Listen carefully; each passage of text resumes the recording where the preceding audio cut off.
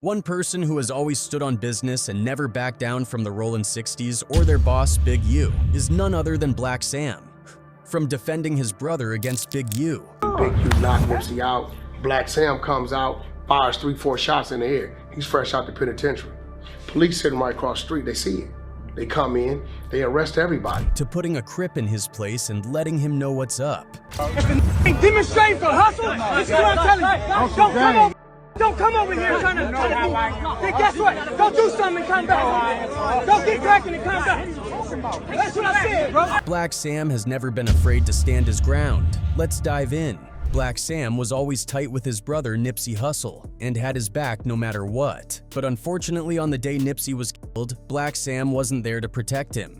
A heartbreaking video later surfaced, showing Blacc Sam desperately trying to save his little brother's life with his own hands. Okay, this was the threat. Okay. My friend, am I doing this? Look.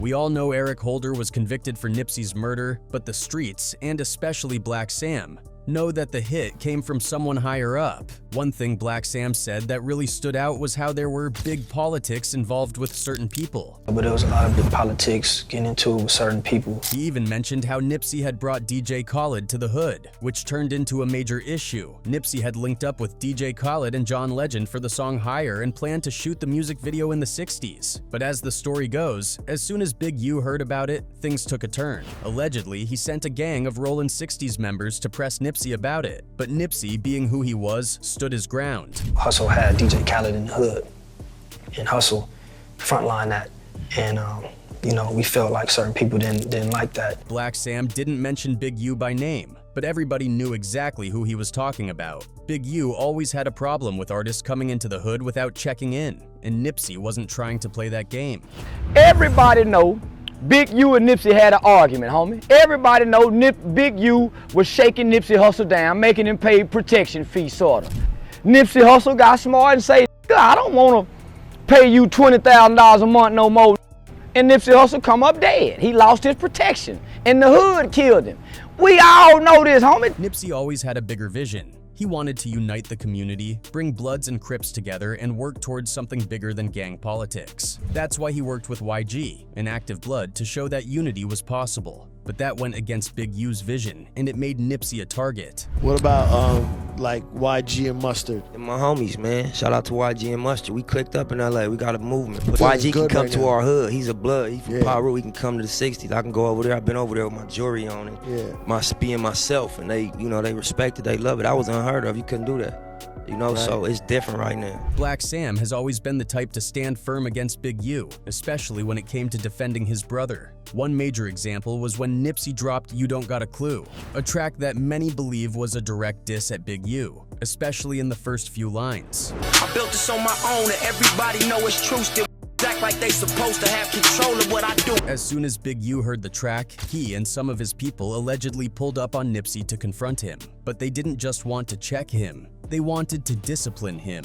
And in street terms, that meant something serious. Nipsey dissed, right? And he was like, hey, cuz, is this song about me? So Nipsey stood up or whatever and was like, yeah. So he was drinking some water out of a water bottle and he threw it on Nipsey, right?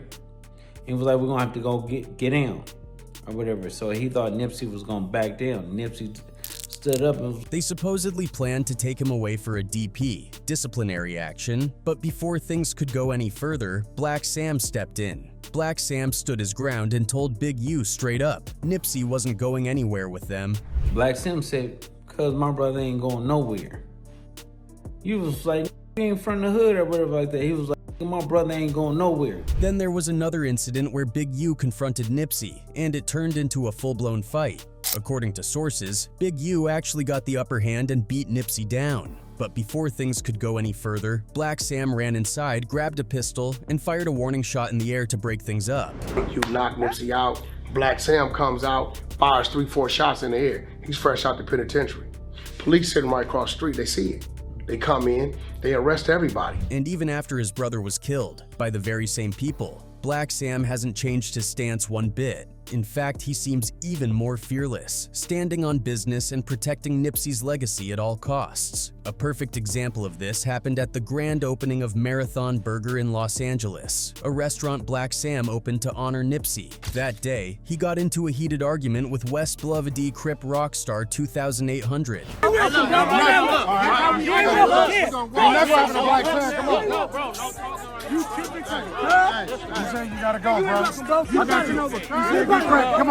It's not exactly clear what started it, but from the video, it seemed like Blacc Sam made it clear. Anybody who didn't take action against the people who disrespected Nipsey Hussle wasn't welcome around them anymore. He wasn't entertaining any fake love. If the gang demonstrating for Hussle, this is what I'm telling you.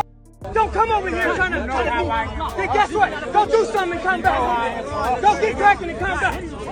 That's what I said, bro. Even when Rockstar tried to defend himself, Blacc Sam wasn't having it. He sent him on his way right then and there. Ain't nobody disrespected, bro, in my prison. I'm talking on the internet. When you see him, that internet shit is weak, bro. When you see him, get cracked. When you see him, get cracked. Can't tell. You know it's had tell. And it didn't stop there. Another person who got pressed by Blacc Sam was Brick Baby, who to this day remains friends with Eric Holder, the man who shot and Blacc Sam confronted him about it, making it known that keeping ties with Nipsey's killer wasn't going to slide. Me and Sam had a disagreement. I mean, was it because of the shitty cuz thing? Yeah, that's why I said over the obvious. You know what it was over. Basically, it was like, you rocking with him?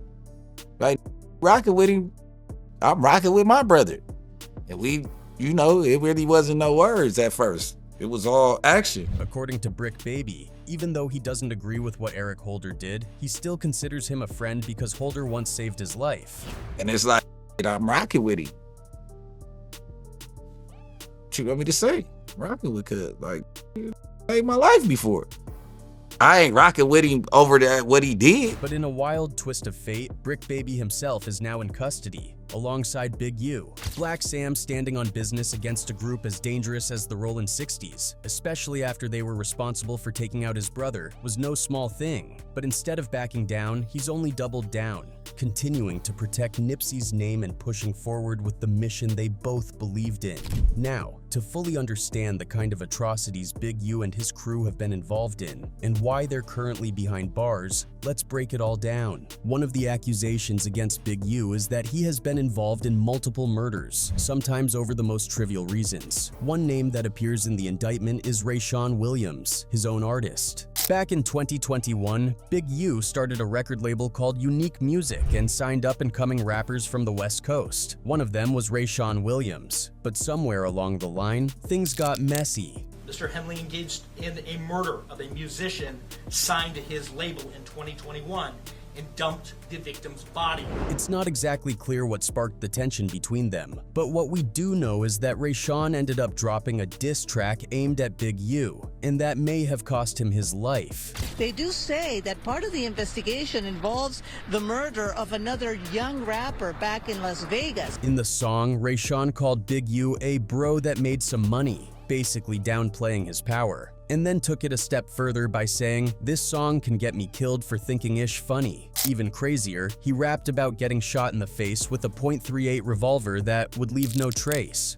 Referring to Big U as bro that makes some money, and that unnamed rapper may get shot in the face for thinking that his use of the studio and representation by Unique Music is funny. 5 days after dropping the track, Las Vegas police found his body in a ditch. He had been shot in the face with a revolver, and the cops think Big U is the one who pulled the trigger. But the track was eerie given what happened next. Just days later, the rapper was shot in the face. And here's where it gets even darker. Big U had known Rayshawn since he was a kid. He was actually his football coach back in the day, but that history didn't stop him from allegedly setting him up.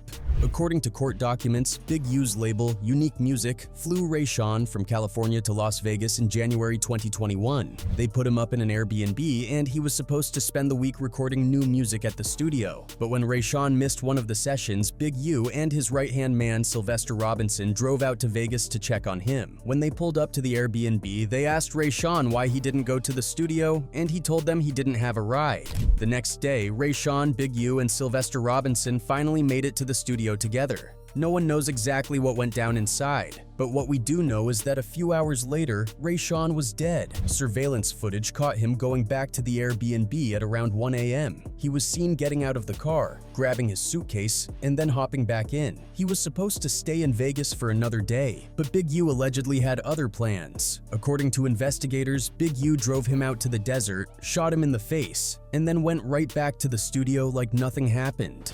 About 45 minutes later, surveillance video at the Airbnb showed RW exiting the passenger side of the car and entering the Airbnb. A few minutes later, he left the Airbnb with a suitcase, got back into the car, and left. RW wasn't seen again.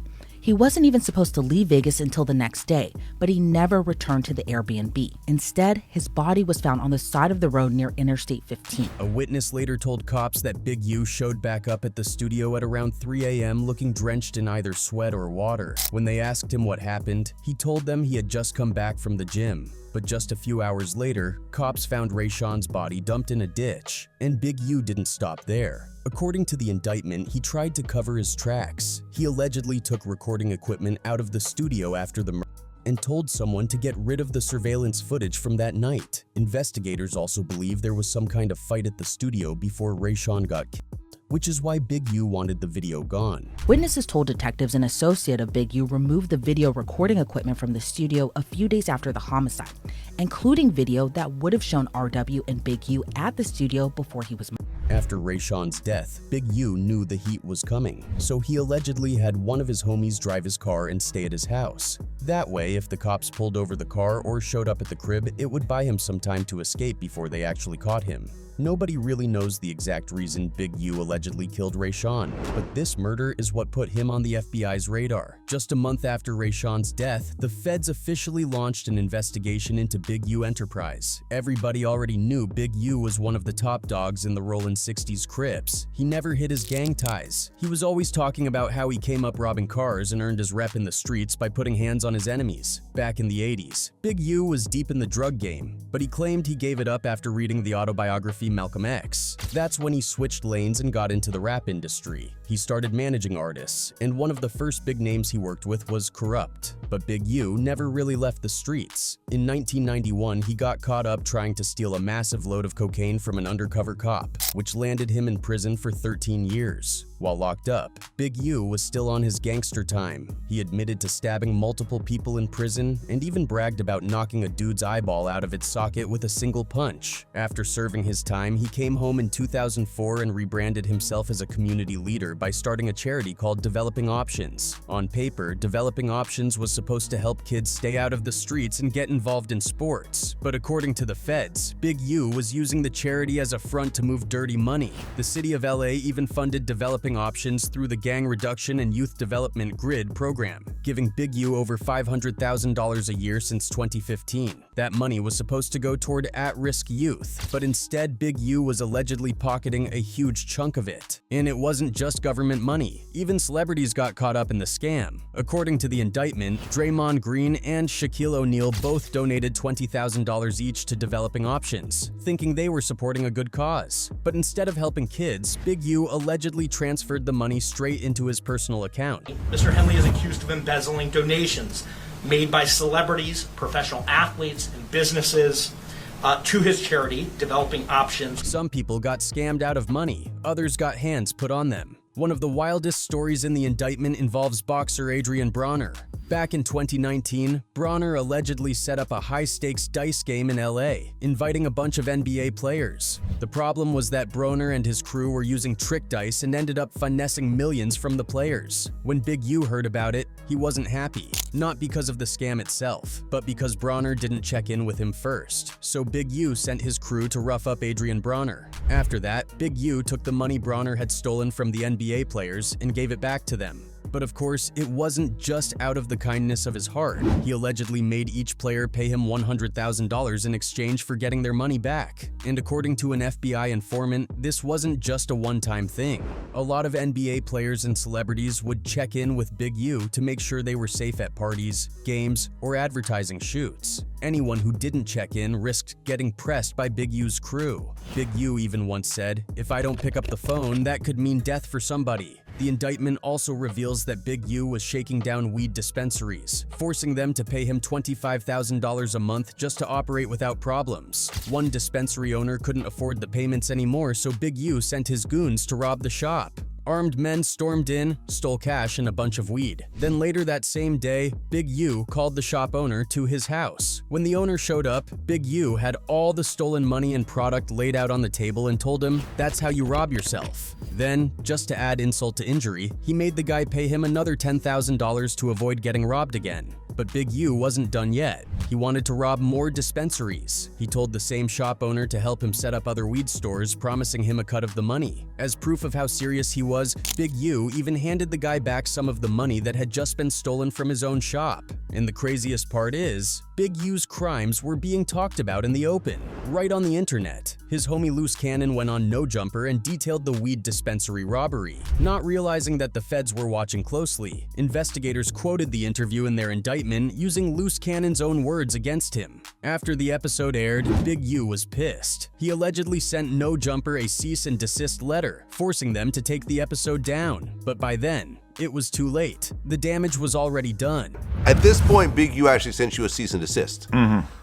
Did you take that interview down? We did. And that wasn't the only thing Luce Cannon admitted to on No Jumper. According to the indictment, he also talked about how he and Big U extorted a celebrity rapper for $50,000. Luce Cannon wasn't just running his mouth, he was still active in the streets. On January 3rd, 2025, he allegedly pistol whipped a man, put a gun to his head, and let two of his homies snatch his jewelry, cash, and phone. According to the cops, Big U had his hands in extortion schemes all over the city. One of the wildest incidents in the indictment goes back to 2021, when Big U threw a birthday party for himself at a nightclub. He told the club owners that he was going to bring in some huge rappers like T.I. and Wiz Khalifa, so they struck a deal. Big U would get 30% of the money made at the bar that night. But when Big U and his crew pulled up, things took a turn. Instead of just collecting his cut, he forced one of the club owners into a back room and extorted him for $30,000. The feds had already been watching Big U and his crew for years, and this was just another incident on a long list of crimes they were tracking. They had wiretaps, surveillance, and paid informants, and they were building a solid case. At one point, the feds actually recorded Big U plotting a robbery. It all started when a celebrity rapper got jacked for his studio equipment. Big U heard about it and decided he was going to rob the guys who stole it. Some of the stolen equipment had an Apple AirTag on it, meaning they could track it in real time. Big U and his crew loaded up their guns, tracked the thieves down, and were about to hit the lick. But at the last second, they spotted cops in the area and decided to call it off. That wiretap was a major piece of evidence in the feds' case, proving that Big U was still operating like a crime boss, even though he was trying to convince the public that he had changed. But in a different wiretap conversation, Big U pretty much exposed himself. He told someone, "If I ever had a problem with any man, color, creed, king, or kind, the issue would have been resolved. He wouldn't be here, or I wouldn't be here. I'm still who they say I am, and I'll pull up on your block right now and show up and show out." That's what happened to the last dude that thought I retired. The feds also had informants feeding them information from the inside. At one point, an informant actually handed Big U money while undercover. But what Big U didn't know was that the cash was coming straight from the feds. They recorded the whole thing, giving them video proof that Big U was still moving money under the table. Before turning himself in, Big U went live on Instagram to deny everything. He told his followers that all these stories about him were trash and that he was only trying to help his community. According to him, people were just trying to bring him down because they didn't want to see him win. One of the most surprising parts of the whole situation is that Big U's own son is a rising star in the NFL. Diane Henley, a linebacker for the Los Angeles Chargers, is in a position to take care of the whole family. He's out here making legit money in the league. But instead of chilling and living off his son's success, Big U just couldn't leave the streets alone. Now, instead of enjoying his son's rise in the NFL, he's facing the possibility of life in prison.